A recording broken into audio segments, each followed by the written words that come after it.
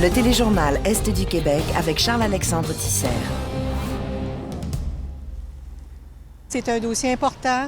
On voit les cas augmenter à tous les jours encore. Donc, il fallait qu'il y ait des actions de prise.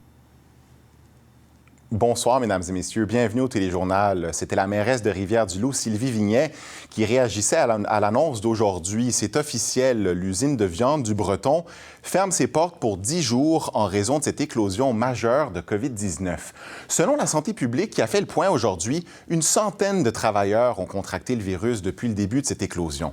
Et Patrick, en fait, la santé publique là, a recommandé la fermeture de l'usine. Oui, tout à fait. Une recommandation qui a été acceptée par les dirigeants de Viande du Breton. C'est important de le mentionner. Monsieur Leduc, directeur de la santé publique, soulignait qu'il levait les moyens légaux si jamais il y avait eu refus de la part des dirigeants de Viande du Breton de forcer cette fermeture-là, mais ça a été accepté. Fermeture pour 10 jours. Vous le mentionniez, hein, près d'une centaine de travailleurs qui ont reçu des tests positifs, 80 cas actifs actuellement, et près d'une centaine de personnes qui sont toujours en isolement préventif.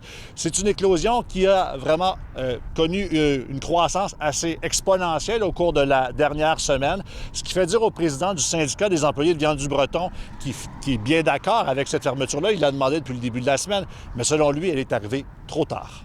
Je vais dire la vérité, là. Je suis content que quelqu'un ait agi, mais je suis pas content d'un autre côté parce qu'ils ont agi bien trop tard. Il aurait fallu que quelqu'un intervienne bien avant ça, puis nous le syndicat, on l'a dit partout. À la radio, personne répondait, personne ne vous faisait de sortie pour répondre aux journalistes.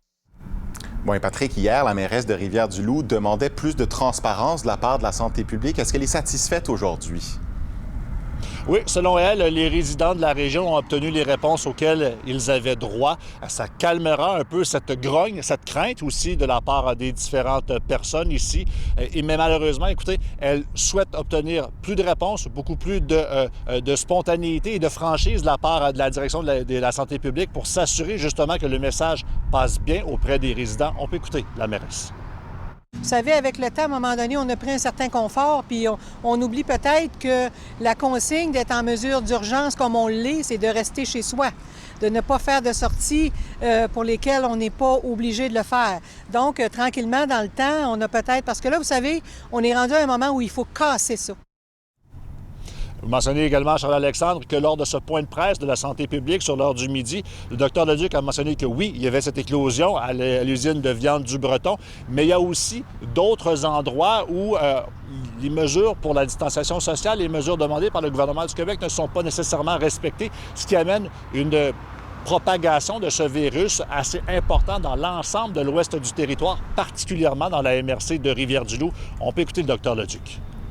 Malgré le fait que nous sommes en mesure d'urgence, plusieurs signalements ont été portés à notre attention, à la direction de santé publique, pour nous dire que les mesures ne sont pas très bien respectées dans plusieurs milieux, plusieurs contextes. On a la collaboration de la Sûreté du Québec et on va solliciter sa présence encore plus grande et des interventions plus fréquentes si nécessaire. Je vous rappelle, en terminant, Charles-Alexandre, que sur les 47 nouveaux cas enregistrés aujourd'hui au Bas-Saint-Laurent, il y en a 24 uniquement dans la MRC de Rivière-du-Loup. Merci beaucoup, Patrick. Au revoir. Ici, Bas-Saint-Laurent.